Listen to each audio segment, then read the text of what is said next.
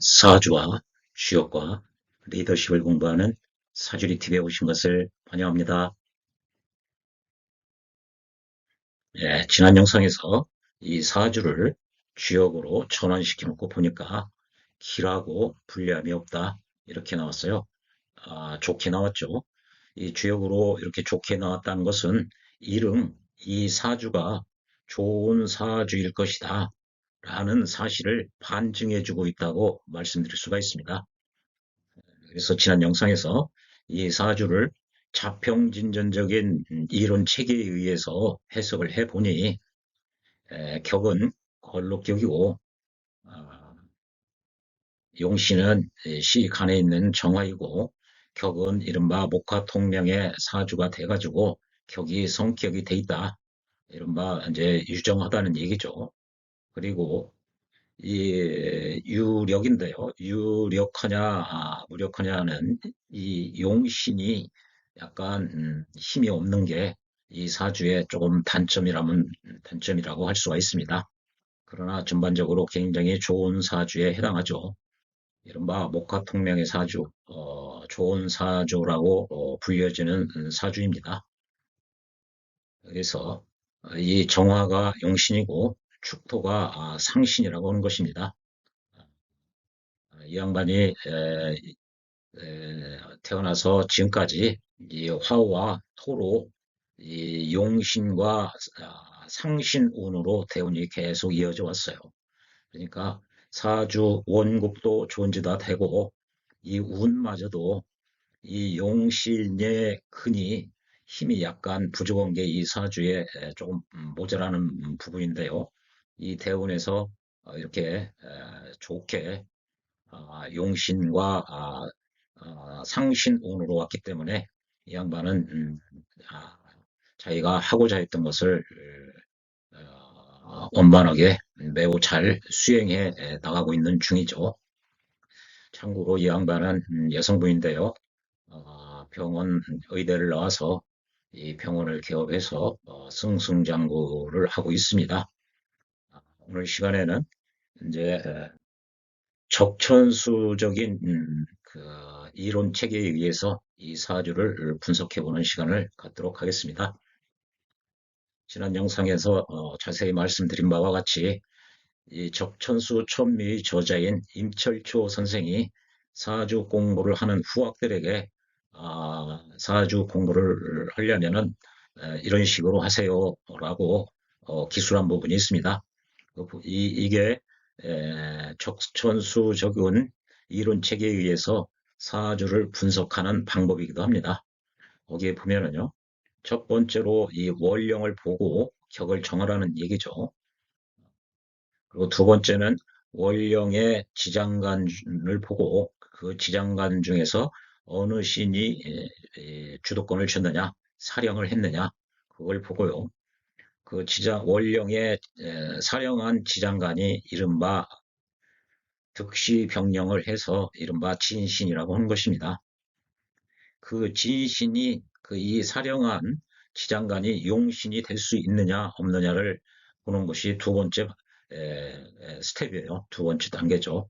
이 용신을 구할 때는 이 적천수적인 방법에서는 억부와 중화에 입각해서 이 용신을 정하는데요. 어, 전수에 보면은 이런 관왕 희인이니 관세 희재니 이런 말이 나옵니다. 이것은요, 관왕, 이 정관이 왕하다는 거죠. 주로 왕하다는 얘기는 월령의 근을 가지고 있고 천간으로 투출됐다. 이런 경우가 대부분입니다. 예, 관이 왕하면 상대적으로 나는 약합니다. 이 관의 입장에서 반대 세력은 나이기 때문에 그렇죠. 이것은 마치 나의 아버지는 이 젠데요. 편제라고들 하죠. 아버지의 입장에서 보면 나의 어머니와 나의 형제를 부양합니다. 아버지 입장에서의 반대 세력은 나의 어머니이고 나와 형제일 수가 있어요. 이거와 마찬가지로 이 관이 힘이 있고 강하면은 상대적으로 내가 약하다는 얘기입니다. 반대 세력이 나보다 강하니까요. 그래서 적천수적 입장에서는 일단 재와 관의 동태를 보고 재나 관이 유력하고 기운이 세면은 내가 이런 약할 가능성이 높다는 것이죠. 1차적으로요. 꼭 그거에 의해서만 이 용신을 정하는 건 아니지만 어느 정도 이 격도 용신을 정하기 위한 하나의 프로세스 중에 하나라고 볼 수가 있어요. 아, 용신을 정하는 방법은 크게 보면은 억부와 중화의 원리에 의해서 정해야 되는 것이 맞습니다만은 그러나 1차적으로 이렇게 관이 왕하면은 내가 약하다는 얘기예요. 그러니까 인성으로 내가 도움을 받는 것이 좋은 것이죠. 그래서 인성을 즐거워한다는 거죠. 그러면은 인성이 용신이 될 가능성이 높은 거죠. 관이 왕하니까 바꿔 얘기하면 내가 약하다는 거죠. 신약하다는 거죠. 그러니까 인성으로서 관을 설계시켜서 즉 관으로부터 힘을 받아서 그 받은 힘으로 나를 생주해 주는 거죠. 내가 약하니까 도움을 받아야 되죠. 반대로 이 관이 약하다는 얘기는 내가 강하다는 얘기죠. 신강하다는 얘기죠. 그러니까 관보다 내가 강하다는 얘기예요. 그러니까 관을 재물로서 재로서 도와줘야죠. 생주를 해야죠. 그래서 관이 세하면은 재물을 재성을 기뻐한다, 즐거워한다. 이런 원리에 의해서 용신을 구하는 거죠. 그리고 이 월지의 사령한 지장간은 천간으로 투출이 돼야만이 격을 보풀하고 용신을 도울 수가 있다는 얘기죠. 예. 그 다음에 볼 일이 이 사주가 청어냐 특허냐 요걸 보는 게 이 적천수적 입장에서 임철조 선생이 이야기한 이 사주를 해석한 큰 프레임워크입니다. 큰 틀이라는 얘기죠. 이 여기 격을 정하고 청탁을 보기까지 이제 진신이냐 가신이냐 또 용신을 정하고 나면 뭐가 희신이고 기신이냐 이런 게 자연적으로 나오죠. 또 합이나 충도 일간에게 좋은 것이냐 싫어 하는 것이냐 또 운은 어느 운이 좋고 어느 운이 나쁘다 이걸 자동적으로 알게 돼 있습니다. 그래서 후학자들은 이 원리를 마음으로 깨우쳐라 라고 임철조 선생은 권고를 하고 있습니다. 이 원리에 입각해서 한번 보도록 하죠. 적천수에서는 격국을 이 팔격과 변격으로 구분을 하고 있다고 말씀드렸죠. 이 팔격은 이게 십신인데요. 십신 중에서 일간과 같은 오행인 비견 겁재를 재놓으면은 8개가 남기 때문에 팔격이라고 합니다.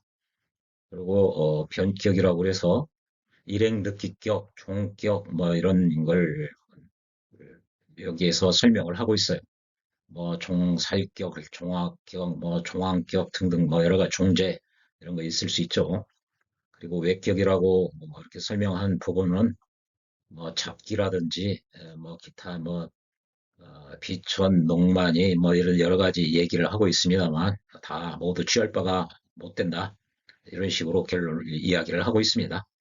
대부분 팔격과 변격으로 설명이 대부분 하겠다는 얘기죠.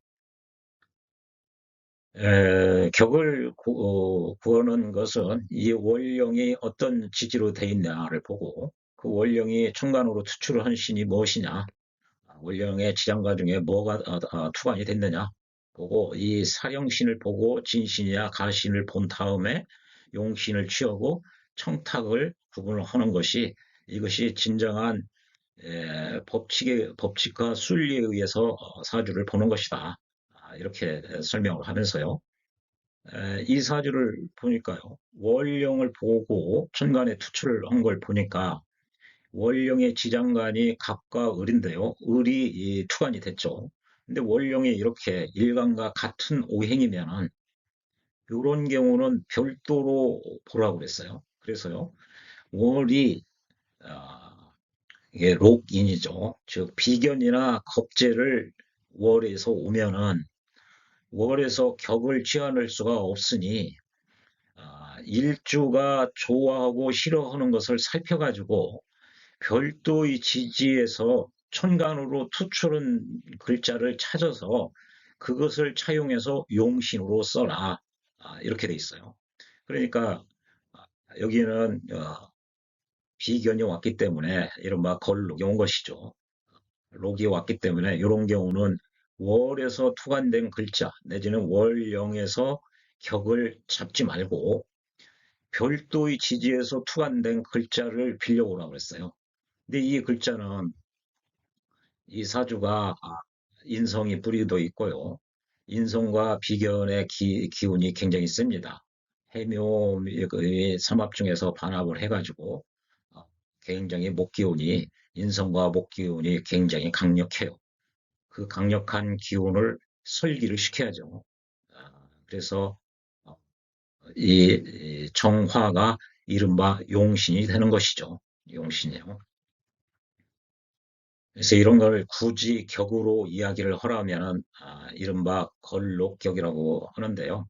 이 적천수를 따르는 입장에서 보면은 이런 경우는 걸록 격이라는 표현보다 여기 써 있는 대로 이런 경우는 월에서 격을 취할 수 없다고 그랬거든요. 그래서 별도의 지지에서 추출된 천간 글자를 빌려와서 용신으로 써라는 얘기죠. 그래서 이런 경우는 뭐 걸록격을 이렇게 강조하기보다 정화가 용신이다. 이게 중요한 거죠. 요게요. 그래서 정화가 용신이고요. 희신은 이른바 희용기구한으로 나누면요. 이렇게 용신을 극하는 것이 이게 기신입니다. 또 희신을 극하는 것이 구신이고요. 한신은 중립적인 지대에 있는 게 한신이죠. 희신은 용신을 돕고 즐겁게 하는 신이 희신이에요. 그러면 용신이 정화라고 그러면 희신은 축토가 될 수밖에 없습니다. 왜 그러냐면요. 이 정화가 용신인데 그러면은 정화를 도와주는 생하는 기운은 여기 목인데요. 이게 목 기운이 넘치는데 또 목이 오면은 어, 이게 너무 불은 약한데 나무가 많으면은 불이 꺼질 수가 있어요. 그리고 이 목 기운이 이렇게 세면은 이 토로서 토가 와야만이 이 정화를 꺼트리는 것이 물기운이거든요. 물기운을 토가 와가지고 제압을 함으로써 토가 정을 극하지 못하게 하기 때문에 토가 희신이 되는 것입니다. 토가요. 아, 그러니까 정화 입장에서는 토가 정화를 보호해 준다고 볼 수가 있어요. 무엇으로부터 수의 이 극하는 그 가능성, 그 위험성을 토국수를 함으로써 이 극을 하지 못하게 극할 가능성을 차단시키는 것이기 때문에 이 토는 이 정화를 보호해주는 작용을 하는 거죠. 그러니까 정화 입장에서는 토가 기쁜 반가울 수밖에 없습니다. 그래서 이 축토가 희신이 되는 것입니다. 흔히요, 아까 자평진전의 입각에서 사주를 보면 정화가 용신이고 축토가 상신이다. 이렇게 결론을 맺었는데요. 흔히 사람들이 자평진전의 상신이 적천수에서 이야기하는 용신이다. 이렇게 알고 있는 사람들이 많이 있습니다. 그런데요. 그렇게 알으면은 잘못될 가능성이 매우 높습니다. 이 사주에서 본 바와 같이 이 적천수에서 얘기하는 상신이 용신이라는 얘기는 이 축토가 이 적천수에서는 용신이라는 거거든요. 어디까지나 지금 이 적천수적인 방법으로 해석을 해봤더니 정화가 용신이에요. 축이 용신이 아니라요. 그래서 이른바 자평진전에서 이야기하는 상신이 적천수적으로 표현하면 용신이다라고 알고 있으면 그건 불완전하게 알고 있다. 잘못될 가능성도 굉장히 많다. 이 사주 같은 경우가 잘못된 경우죠. 그렇게 하면은 맞지가 않는 거예요. 이 사주는 적천수적으로 봐도 용신은 정하고요. 자평진전식으로 봐도 용신은 정화라고 이야기를 해야 됩니다. 상신은 축토고요. 여기서는 이걸 시신이라고 하죠. 그래서 흔히 자평진전에서 이야기하는 상신은 적천수에서 이야기하는 흔히 알고 있는 용신이다. 이렇게 단순하게 알아서는 불완전한 것이다. 잘못될 가능성이 크다. 그 대표적인 사례가 이런 이 사주의 경우도 해당한다. 이런 정도를 반드시 기억하셔야 됩니다. 그 다음에 월령을 보면요. 이 월은 일종의 집, 이 사주의 집이라고 그러면은요. 이 월에 있는 지장간이 각각 을이 있는데요. 거기서 이 양반은요. 묘월 달에 그 경칩 후 22일 만에 태어났어요. 요 일을 보니까 태어난 일을 보니까.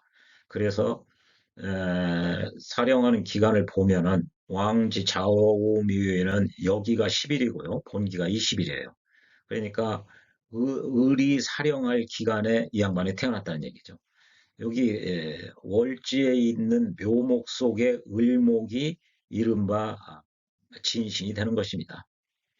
아, 이 을목이 이른바 인원용사라고 그러죠. 이론은 신이라.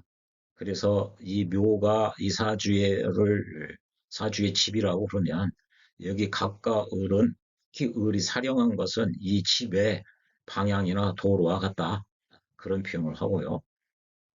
이렇게 지장간에서 사령한 시는 반드시 투출이 돼야만이 천간으로 사령한 시는 반드시 천간으로 투출돼서 출현이 돼야만이 능이 격을 보좌하고 용신을 도울 수가 있다는 얘기죠. 여기서는 투관이 됐죠, 이렇게.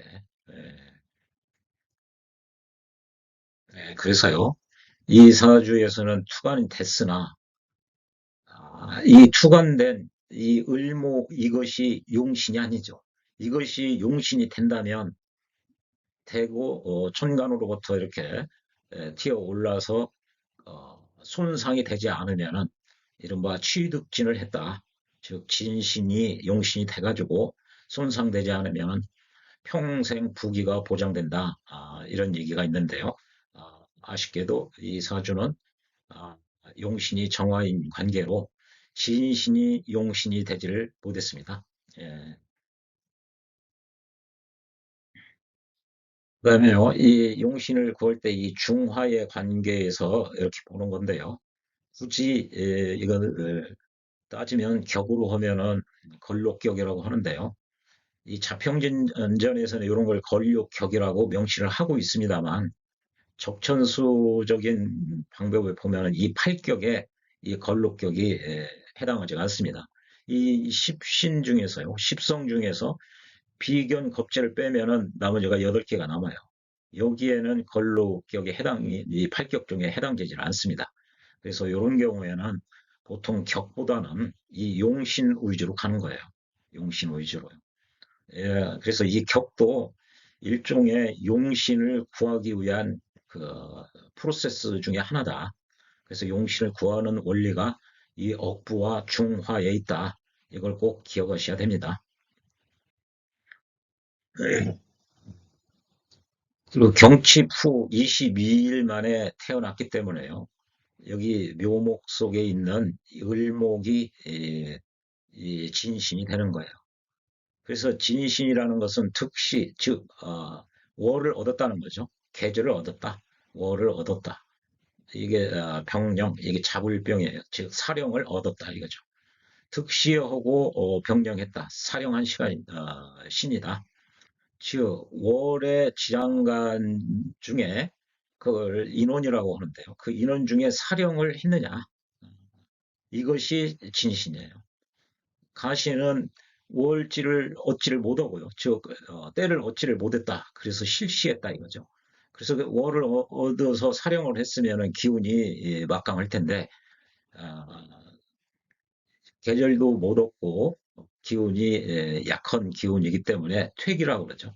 그걸 가신이라고 그러죠. 그래서 일주가 사용하는 신, 즉 용신이죠. 용신이 월령에 사령했고 또한 천간으로 투출했으면 이름하여 그것을 취득진이라고 한다. 진신이 용신이 돼서 천간으로 투관이 돼서 모여 있다. 이 소리죠. 이게 취득진이 됐는데 가신에 의해서 그 진신이 파손되지 않으면 평생 부귀하다는 얘기죠. 만약 가신이 있다고 그래도 잘 정돈이 돼가지고 아, 가신이 진신 바로 옆에 붙어 있지 않든지 또는 이 가신이 진신을 합하지 않든지 어, 어, 합을 하지 않든지 또는 이 가신이 진신에 멀리 떨어져 있어서 진신에게 힘을 미칠 수 있는 게 미미하다면 이때 가신은 무해하다는 얘기죠. 해가 없으니까 가신이 있어도 이때도 평생 부귀할 수 있다는 얘기예요. 반대로 가신이 진신과 바짝 붙어 있다든지 가신이 진신을 극한다든지 충한다든지 천간에서는 극을 한다는 표현을 쓰고요. 지지에서는 충한다는 표현을 쓰죠. 예, 천간에는 충이 없습니다. 천간에는 생극, 재화 이렇게 나누기 때문에 그렇죠. 또 가신이 진신을 합을 해버린다든지 그러면은 그냥 평범하게 살다가 맞춘다는 것이죠. 그래서 이 사주를 보면요. 이게 월지의 인원 중에 을목이 사령을 했어요. 왜 그러냐면은 경칩 후 22일 만에 태어났거든요. 이 양반이요. 그렇기 때문에 을이 사령할 기간에 태어났어요. 그래서 진신은 이 을이 되는 거예요. 이 지장간에 있는 을이요. 그리고 이 을이 천간으로 투관되고 그래야 격을 보필하고 용신을 도와준다고 그랬죠. 근데 여기는 걸룩격인데 걸룩격에서 또 자기 걸룩을 도와준다. 이런 표현은 잘 안 쳐. 그러나 용신이 정하니까요. 이게 편인으로서 목생활을 해줄 수 있기 때문에 이렇게 이게 용신을 보좌한다, 도와준다, 보필한다. 그 기능은 할 수가 있는 거예요. 그러니까 이 진신의 진신 가신으로 나누면 진신이 어느 정도 용신을 뭐 격도 이 걸록격 중에 확실한 걸록격이죠. 굉장히 강성을 하죠. 이런 경우는 뭐 격을 보좌한다는 것보다 너무 강한 게 문제이죠. 용신을 도와준다, 보필을 한다. 이렇게 그 작용을 하고 있는 게 굉장히 좋은 측면입니다. 진신이 용신을 보조하고 있다, 도와주고 있다. 굉장히 좋은 요소죠. 이게 굉장히 이 사주가 좋다는 거죠. 그러면은 평생 부귀하게 산다는 것이죠. 평생 부귀할 가능성이 아주 크다. 이렇게 보여집니다. 그 다음에 용신을 구했으면 이제 청탁을 보는 거죠. 사주가 하나의 이 청한 기운으로 가득 차 있고 정신이 있으면 이 청한 기운이 유력하면은 근이 있어서 즉 유기하면은 힘이 있으면 반드시 평생 부귀한다고 그랬어요. 또 탁한 것이 있으나 그 탁한 것을 청하게 할 수 있으면 즉 가신이 진신과 합을 했는데 이 가신을 충을 해가지고 진신을 합하지 못하게 한다든지 이런 경우가 탁한 것을 맑게 하는 것이거든요. 침탁구청을 해가지고 청함을 얻어서 나가면은 때가 오면은 추운 계절에 있어도 반드시 봄이 올 것이다. 그 얘기거든요. 어, 그래서 이 사주를 보면은 이 청하다는 것은 하나의 기운으로 이루어진 것을 얘기하지 않는다. 여기 적천수 원문에 어, 하나의 맑은 기운으로 사드가 되어 있으면 이렇게 글자가 되어 있기 때문에 오행 중에 목기운 하나로만 사주가 돼 있는 경우만을 의미하는 게 아니라는 얘기죠. 이 청하다는 개념은 그런 개념이라는 거죠. 만약에 정관격인데 신화한 경우도 있고 뭐 신약한 경우도 있는데요. 여러 가지 기운이 식신이나 뭐 여러 가지 뭐가 다 정관격이라고 그래도 뭐 식상, 뭐 인성, 비급 다 올 수 있죠. 왔지만 순서가 제자리를 잘 잡아서 안정되게 상생의 구조로 되어 있고 한신에 의해서 이 국이 깨어지지 않으면은 청하다는 것이죠. 청하고 정신 유력하면은 아름다운 사주다. 상대적으로 탁한 걸 보면은 더 알 수가 있거든요. 이 오행 여러 가지로 되어 있는데 예컨대 정관격이다. 신약한데 살과 재가 있어요. 이 정관격인데 신약하다는 얘기는 이 정관이 세다는 얘기죠. 정관이 세고 세니까 내가 신약할 수밖에 없죠. 그런데 정관이 강한 데도 되고 재도 있고 살도 있어요. 그러면 이 관살의 힘은 막강하죠. 또 재생살도 되고 나는 약하고요. 이런 경우 식상에 오면은 이렇게 관살의 기운이 강성한 데도 되고 식신이 오면은 이게 극설교화가 되는 거예요. 이 강력한 기운으로부터 나는 극을 받고요. 얻어맞아야 되고요. 또 식신으로 나의 기운을 빼가기도 하죠. 이렇게 되면은 이런 경우에 식신이 오면은 생재하고요. 또 재생살을 해가지고 굉장히 힘들게 됩니다. 그래서 이런 경우가 내가 약한데, 즉 정관의 기운이 강력한데 거기다 대고 칠살도 있고요, 재성도 있는 경우, 이런 경우 식신이 오면은 이게 완전히 사주가 탁하다는 거죠. 즉 자평진전적 입장에서 보면 이게 사주가 무정한 경우가 되는 것이죠. 이런 경우 내가 약하니까 인성이 오면 어떠느냐? 인성 와봐야 재성으로부터 극받아서요. 나를 생하는 기운도 약하고요. 오히려 인성의 기운과 이 정지의 기운과 서로 부딪히는 일이 벌어져요. 시끄럽죠. 그래서 모두 다 탁한 경우다. 이렇게 돼 있어요. 이 사주를 보면은 이렇게 수생목 이렇게 복음으로 또 그대로 와서 목생화 화생토로 이렇게 아주 잘 물 흐르듯이 상생 구조로 돼 있어요.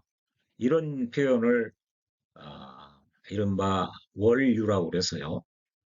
연주 상생, 구슬이 잘 꿰어져서 상생 구조로 돼 있다는 얘기죠. 이게 수생목 이렇게 복음으로 왔고 목생화 화생토로 이 용신을 극하는 수의 기운이에요.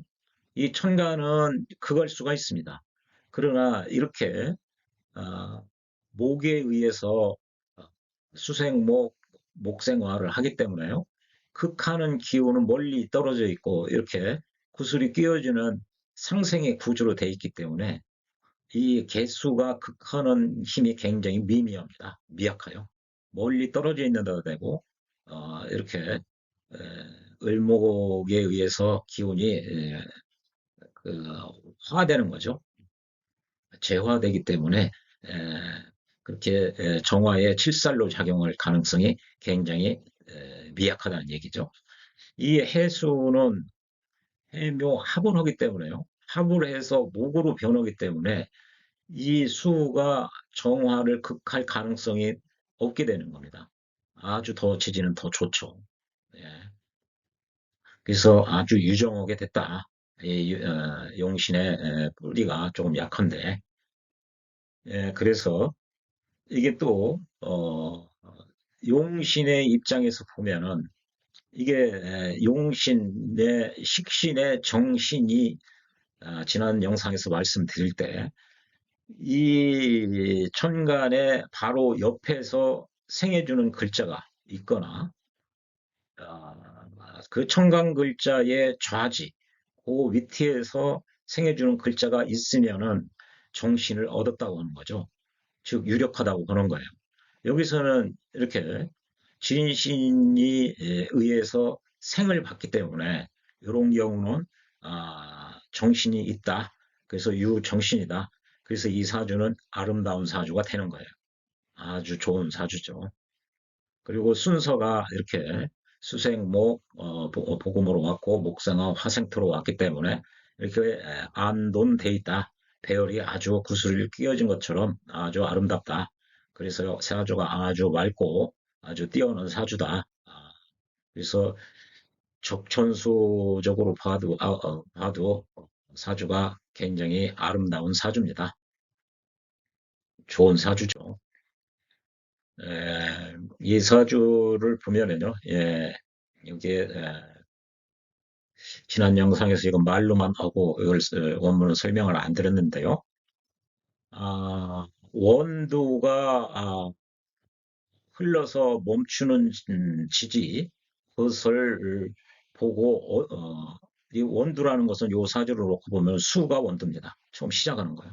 원두가 이렇게 시작해서 수생목, 목생화 같은 목으로 복음으로 왔고요. 목생화, 화생토 머무르는 것이 이게 시지죠. 축토에서 머물렀어요.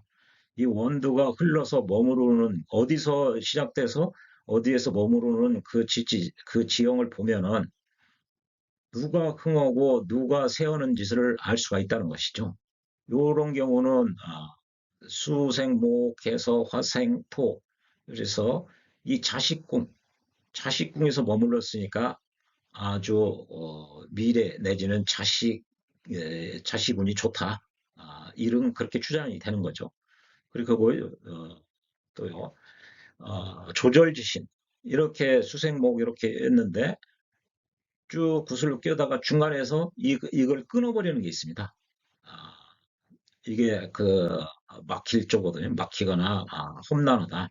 그러니까 막히고 끊는 신이 어떤 신인지 이렇게 흐르다가 어디서 막혀 있다. 그러면 그거에 십성이나 만약에 월에서 끊겠다. 그러면은 부모 형제궁이죠. 그게 안 좋게 작용하는 거죠. 거기에 또 십성을 보니까 이게 관성이다. 그러면은 직장운이나 뭐 남자운이나 명예나 이런 게 안 좋게 작용할 가능성이 있다. 그 얘기거든요. 에, 이거를 보면은 어, 무엇이 길이고 무엇가 흉한지도 역시 알 수가 있다는 거죠. 이렇게 흘러와서 중간에서 뭐가 끊어버리는 것들은 나쁘게 작용하는 것이죠. 이렇게 여기 이 사주는 잘 연결이 됐어요. 그래서 예를 들면요. 원두가 연월에 식신이나 인성에 의해서 원두가 일어났고 시작이 됐고 이 사주는 인성이죠. 이야기하고 있는 일이나 시에서 재나 관으로 머무르면 이렇게 여기 이 사주는 인성으로 시작해서 여기 재에서 머무랬죠. 일시에서. 그러면은 우위로는 부모의 조부모라고 그랬는데요. 이게 조상의 음덕, 즉 조상복이 있고 밑으로는 아, 아이와 손자의 복을 누릴 수 있다. 후손들이 복을 받게 돼 있다. 그런 얘기죠. 요 사주가 그렇습니다. 아, 연에서 인성에 의해서 일어나서 일시에서 재에서 머물렀기 때문에 이게 족천수 천미 책을 보면요, 그, 뭐죠, 묘를 쓰는 거, 그 산에 그 묘자리를 혈자리에 묘를 쓴 거, 명당이죠. 혈자리에 쓰는 것을 명당. 어, 그 머무른 자리가 혈자리라는 거죠. 이 산에서 이렇게 기운이 뻗어 나와가지고 머무르고 있는 여기가 이제 시지 축토예요. 이 사주는 인성에서 시작됐으니까 시작되고 일시에서 재성에 머물렀으니까 후손들이 복을 향유한다, 누릴 것이라는 거죠. 또 월의 연의 인성에서 시작했으니까 조상복도 있고 조상의 음덕도 있고 후손 자손의 복을 누릴 것이다, 누릴 것이다 이렇게 돼 있고요. 또요, 흘러서 일시에 재나 관이나 식신이나 인성에서 머무르면 일과 시에서 재성이나 관성이나 식신이나 인성이 머무르면 이 사주에서는 식신이 머물렀다고 그러죠. 좀 아까 재는 봤고요. 식신이 머무르면 반드시 자수성가를 한다. 자기가 일궈낸다. 이 양반은 조상복도 많고 자식복도 많은 데다 대고 자기가 이렇게 식신을 봐가지고 자기가 하는 일에 대해서 자수성가한다는 거죠. 그래서 이 양반이 병원을 하는데 병원을 어, 뭐죠? 아, 들고 잡고 그, 그 병원을 확장하는 거죠. 확장도 하고 어, 다른 데에 또 병원을 또 세우기도 하고요. 어, 이 양반이 지금 그렇게 진행하고 있습니다. 이게 반드시 자수성가를 하게 돼 있다. 또는 처가 어질거나 이게 처복이 있거나 이게 옛날에는 뭐 여성의 경제 활동을 안 하니까 처, 어, 처덕이 있다 이렇게 했지만 이 양반 사주로 보면 남편복도 있는 거예요. 남편복도 있고요. 자손이 귀할 것이다. 예, 자손이 귀하죠. 잘 된다는 얘기죠. 용신과 상신이 이렇게 시에 이렇게 있는 경우는 어, 이게 연주 상승이 돼야 됩니다. 이게 월유라고 하는데요.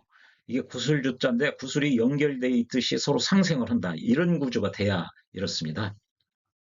예, 그런데요, 이건 그냥 원칙적인 것입니다. 그러나 구체적으로는 이게 중요해요. 그러나 일주가 좋아하고 싫어하는 것을 봐가지고 그것을 판단을 해야 된다는 거죠. 근데 이 사주를 보니까 이 정화와 축토는 일조가 굉장히 좋아하는 용신이고 이건 희신이에요. 그러니까 이 사주는 틀림없이 이게 아주 중요한 얘기인데요. 여기서 얘기하는 거 그 이상으로 굉장히 좋게 돼 있어요. 이게 여기서 얘기하면은 자식복도 있을 것이고 남편복도 있을 것이고 조상복도 있을 것이고 또 자수성가하고 그게 분명하게 이 원국에 이렇게 드러나 있는 거예요. 왜냐하면 일주가 굉장히 좋아하는 글자들이 여기 시에 다 몰려 있어요. 예, 그렇게 하면은 무불험, 응어머지 않음이 없다. 틀림없이 그렇다는 얘기예요. 자신 있게 임철초 선생이 이야기를 하고 있는 바죠. 자기가 이렇게 이게 일반적으로 이야기고 이렇게 그러나 보다 이렇게 일반적인 이야기라고 해도 일간이 싫어하는 글자라면은 이렇게 안 된다는 거예요. 조상복이나 자식복이나 이런 게 없을 수 있는데 이 양반은 일주가 다 좋아하는 글자로 이렇게 연주상생이 다 잘 돼 있다는 거예요. 그러면 여기서 이야기하는 자수성가하고 뭐 남편복 있고 자식복 있고 미래 좋고 후손 좋고 그렇다는 얘기죠.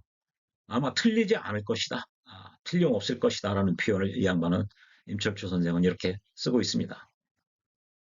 아무리 사주가 이렇게 좋아도요. 제가 이 임철초 선생을 좋아하는 게요. 이게 맞는 것 같아요. 생시인가요? 그 표현에서 가져온 건데요.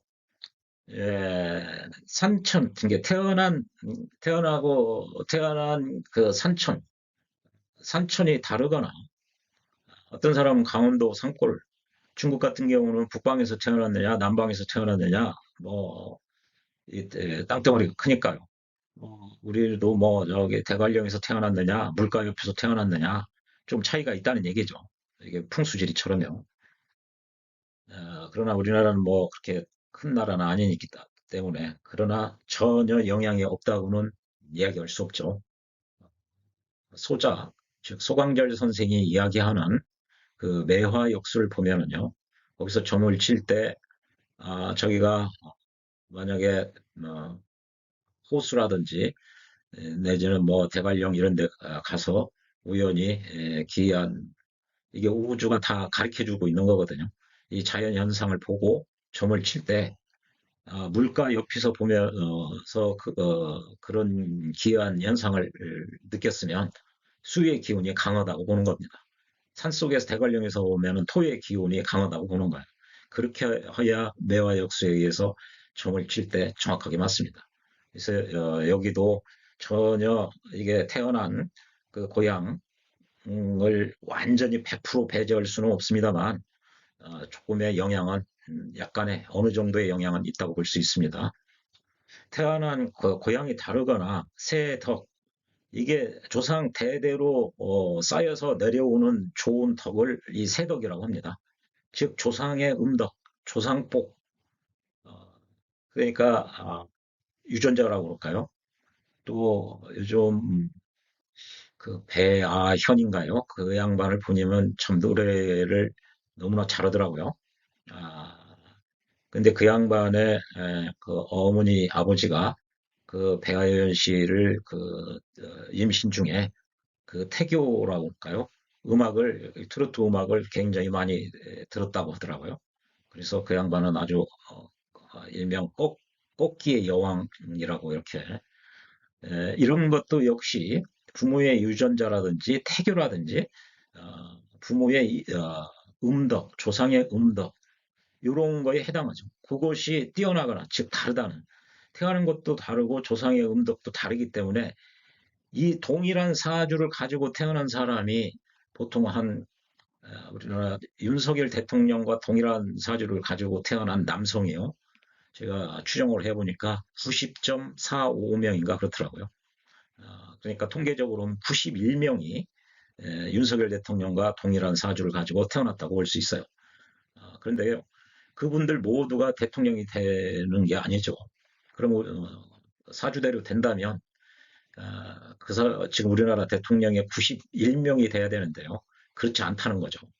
사주가 동일해도 태어난 고향이 다르고 부모도 다르고 조상도 다르고 그 음덕도 다르고 유전자도 다르기 때문에 그것으로 인해서 이 복을 받는 것이 얇기도 하고 두터운 사람도 있다는 거예요. 똑같은 사주로 태어났다고 그래도요. 어떤 사람은 조상이나 태어난 곳에 따라서 복을 조금 받기도 하고 두텁게 받기도 한다.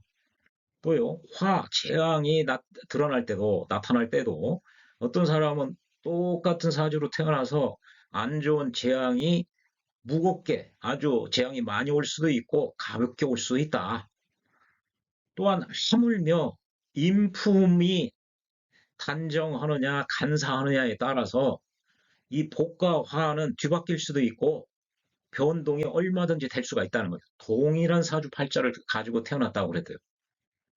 이게 임철조 선생이 이야기하는 거예요. 아주 공감을 해요. 그래서요, 이것은 이 명으로부터 얻을 수 있는 것이 아니라는 거죠. 요 명으로부터 얻을 수 있는 것은 에, 격국이 뭐냐, 진신, 가신, 용신, 청하냐, 탁하냐, 그런 정도로 좋은 운이 온다, 안 좋은 운이 온다, 이런 정도는 이야기해 줄 수 있는 것이 이게 명리학으로 얘기할 수 있는 거에 달하는 거죠. 그런데요, 산천이 다르고 부모의 유전자가 다르고 교육 환경이 정신이 다르고 어, 그런 경우는 이, 이 동일한 사주를 가지고 태어났다고 그래도 다 다르다는 거예요. 이게 조상의 음덕이 다르고 태어난 지형이 다르고 그 사람 인품이 단정하냐 아주 간사스럽고 유사스러우냐에 따라서 복과 똑같은 사주로 태어나도 어떤 사람은 복을 받을 수 있고 어떤 사람은 재앙을 받을 수도 있다는 거죠. 그러니까 이게 굉장히 중요한 겁니다. 이런 거는 이 인품에 따라서 또 조상 덕에 따라서 또 산천에 따라서 다른 것은 이, 이 사주로부터 얼마나 다른데 얼마나 차이 나는데 그것은 알 수가 없다는 얘기예요. 사주로는. 그래서 이 사주 운명으로 그 다른 것을 구속하지 못한다는 거예요. 그러니까 이 사주를 보고 원칙적인 이야기만 할 수 있지 구체적으로 차이가 나는 거. 동일한 사주인데 어떤 사람은 좋게 잘 풀리고 어떤 사람은 재앙을 받고 그것은 이 사주 8글자를 가지고는 알 수가 없다는 얘기야. 나머지 이게 사주 외적인 요소에 의해서 결정이 난다는 거죠. 이 인품이나요. 그렇기 때문에 이 사실을 알려주는 것이 마땅하다. 사주가 동일을 친데 어떤 사람은 좋게 잘 풀리고 어떤 사람은 나쁘게 풀릴 수 있는 경우를 즉 사주 외적인 요소도 함께 사주 해석을 할 때 고려를 해야 된다는 표현이에요. 그래서 이를 알려주는 것이 마땅하다 이거죠.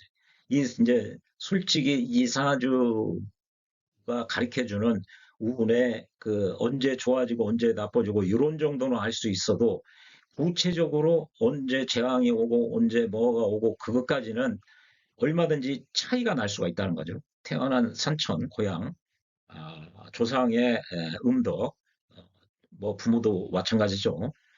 또 그 사람의 인품, 그 사람이 얼마나 좋은 품성과 또 그 품성을 기초로 해서 그 사람의 태도나 행동을 일관성 있게 해 나가느냐에 따라서 같은 사주로 태어났다고 해도 재wan과 복을 받는 수준이 다 다르다.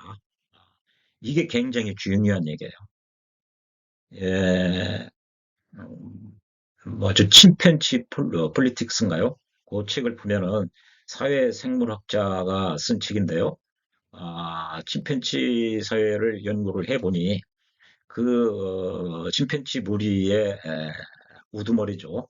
어, 알파 메일, 제가 그 수컷이 우두머리인데요. 우두머리가 되고 나서 즉 선한 행동을 많이 하는 그 우두머리, 즉 보안관 행동이라고 그러죠. 즉 이타적인 행동을 많이 하는 우두머리는 우두머리 기간이 우두머리로 행사할 수 있는 기간이 길다고 그래요. 그리고요. 그 우두머리로부터 나와서 물러났을 때도 평온하게 산다는 거예요. 그것이 인간과 침팬지 간에는 약 400년에서 600년 전 그 어디서 그 인간과 그 분화가 됐다는 거죠. 만약에 뭐 500년이다.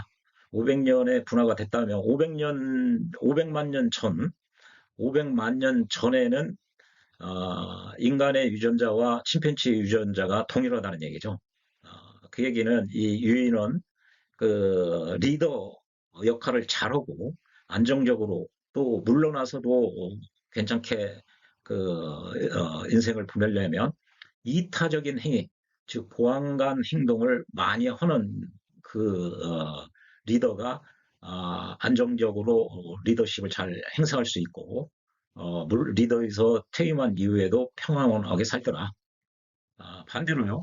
리더로 있어가면서 이타적인 행위, 보안관 행동을 하지 않는 그런 리더는 처참하게 물러나고요. 재임 기간도 짧고 물러나서도 동료들로부터 뭐 고환을 물려서 죽는다든지 아주 비참하게 죽는다는 것이죠. 즉 우리 인간 그 DNA 내에는 이렇게 선한 행동을 해야만 좋게 복을 받는 경우가 많이 있습니다.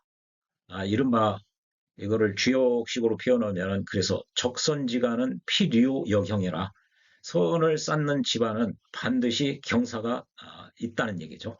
아, 적선이 아니라 악을 쌓는 집에서는 반드시 이제 재앙이 있기 마련이죠. 이것도 역시 똑같습니다. 여기 세덕에 따라서 다르기 때문에 이 복과 화를 받는 것이 모두 다 다르다는 거예요. 동일한 사주팔자라고 그러더라고요.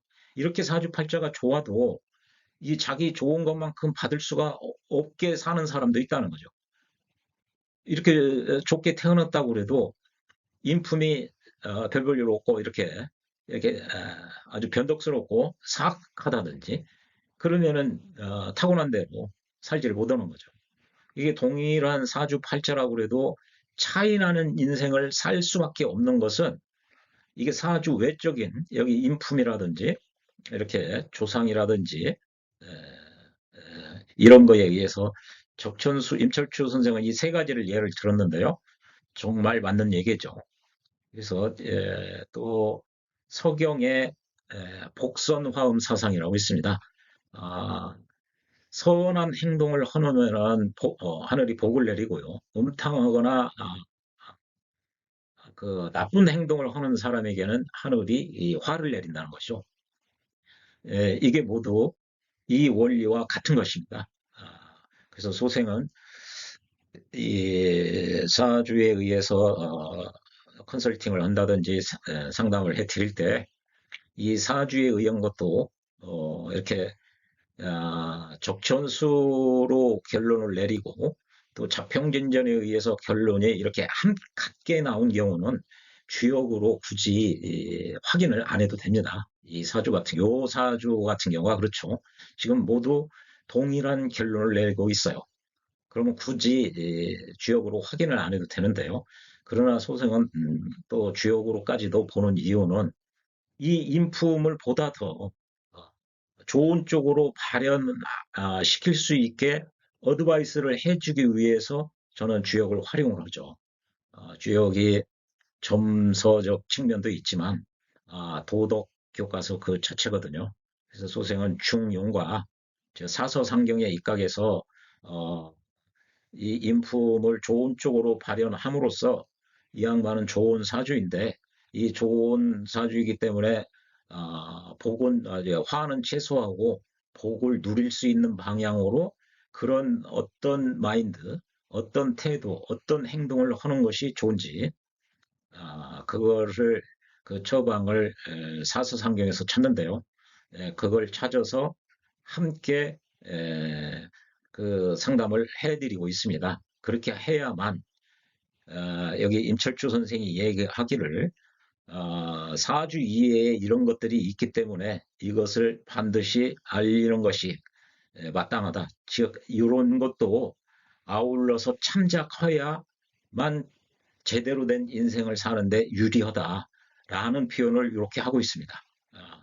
그래서 솔직히 이게 사주 외적인 것이기도 하지만 이게 동양학을 하는 입장에서 소생이 견지하는 것은 사서상경이고요. 이 사주 요거는 이제 약간의 사이드로 이렇게 하고 있는데 제대로 된 것은 중용이나 주역이 있습니다. 어, 그러나 요 사주 명리학을 해도 이렇게 정통으로 이렇게 하면은 얼마든지 좋은 쪽으로 여기서 얘기한 인간의 품성과 리더십 측면으로 잘 승화시키면 사주가 조금 안 좋고 힘들어도 얼마든지 이 화를 복으로 전환시킬 수 있다라는 근거가 되는 그 문장이기도 합니다. 굉장히 솔직한 거고요. 이게 아까 프린스 드발인가요? 그 침팬지 폴리틱스에서 이야기한 우리 인간이든 동물이든 모두 다 존중받을 자격이 있고 좋은 쪽으로 발현을 하면은 좋은 일들이 결과를 맺을 수 있다는 공자의 인이라든지 사랑이라든지 그런 게 다 이 우주가 그런 식으로 돌아가고 있습니다. 그것을 공부하는 것이 이 사주 언제 좋고 언제 나쁘고 그거에 그 공부도 의미는 있습니다만 그거보다 훨씬 더 큰 영역에서 우주를 바라보고 인생을 바라보는 방법이 아닌가 그런 생각을 해봅니다. 그래서 이런 명리에 대한 지식도 어느 정도 알아야 되지만 그거보다 더 큰 시각으로 보면 주역이라든지 중용 이런 쪽에 공부를 하셔서 큰 안목을 가지고 이 사주를 보시면 어, 다가오는 느낌이 좀 다를 거예요. 그래서 굳이 이 사주 해석에 신살 같은 걸 많이 활용을 않는 편이 좋습니다. 그래서 적천수나 자평진전 거기에 보면은 두 책 모두 그 백호니 뭐 이런 신살 이거를 적용을 않겠노라 그거 하면 안 된다고 써 있습니다. 원칙적으로요. 그래서 큰 틀의 입장에서 이 자평진전과 어, 적천수를 보고 또 그거보다 더 큰 영역인 이 변화에 관한 학문인 주역도 함께 공부하시는 것이 사주 공부를 하는데 굉장히 도움이 되지 않나 그런 생각을 해봅니다. 예, 시청해 주셔서 고맙습니다.